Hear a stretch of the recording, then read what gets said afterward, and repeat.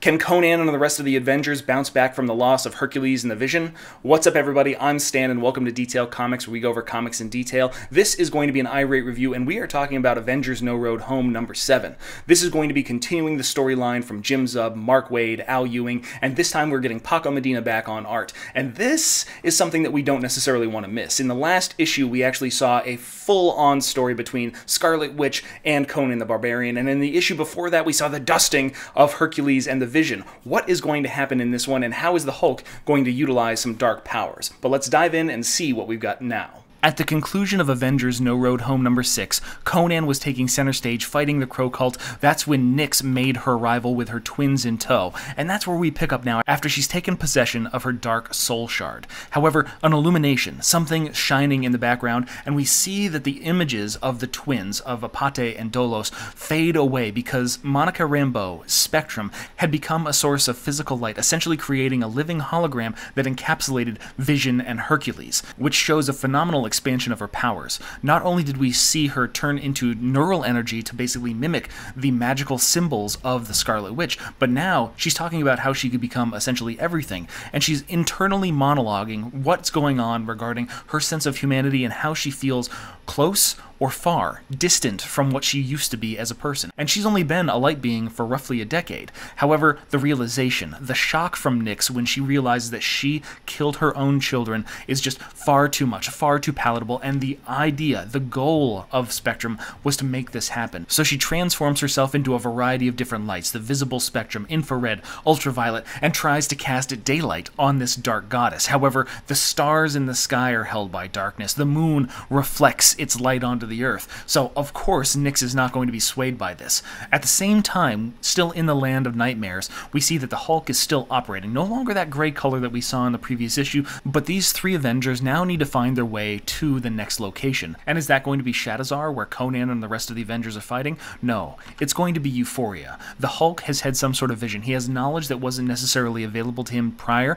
and now they're going to go to Euphoria, a land where it seems like all your dreams come true. Sounds like a fun place to visit. So Rocket is all about it, and ultimately 2 against 1 means Clint Barton's outvoted. However, he is going to keep an eye on this newly enlightened Hulk, whatever that might mean. Of course, the battle rages on inside Shadazar, and while Spectrum wanted to keep this kind of close-knit and concise, he wanted to do the battle inside a very small space, not impact the rest of the city, that is very rarely ever the case, as Wanda's blown out one of the walls. While Spectrum catches her, she's still thinking strategy because Wanda is still blind, unable to use her magic in a kind of reliable way, which means that Spectrum needs to make a decision, and she sets Scarlet Witch on the sidelines. But that doesn't seem to last long. As soon as Spectrum penetrates the body of Nyx, you see Wanda in her blindness reach out and impact Nyx, the goddess of darkness. And of course, we all know that this is because she still possesses some of the dark magic of Nyx, which means she can see her outline and the various other things that hold her power as well. But while this is going on, there's all kinds of different people in the population that need some sort of protection.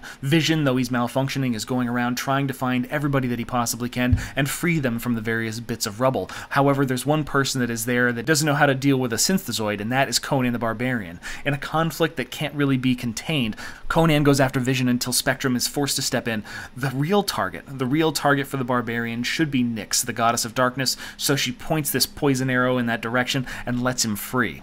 As Nyx is holding onto the shard of her soul, she sees the crack. It's merely a container for this knowledge, for this energy of her soul, and whoever cracks it open gets that energy. Though Monica tries as hard as she can, she still reacts like a human, while Nyx reacts like a god. Breaking the shard into pieces, watching the soul energy swirl around her, and revealing to her a location, a place where she can find her last piece, the lost and missing part of her.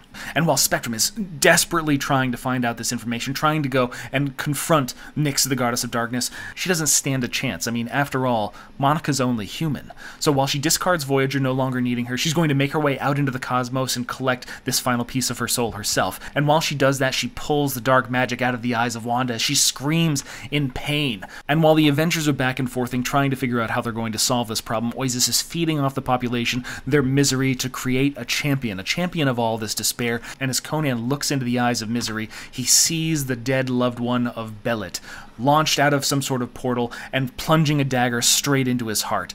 And that's how we're going to conclude Avengers No Road Home issue number 7. And I'm really excited to see where this goes. I really enjoy the fact that Paco Medina is back on art. I mean, Sean Isaacs did a really good job in the 3 issues that he was illustrating, and this is just going to kind of bring that capstone moment back into the book.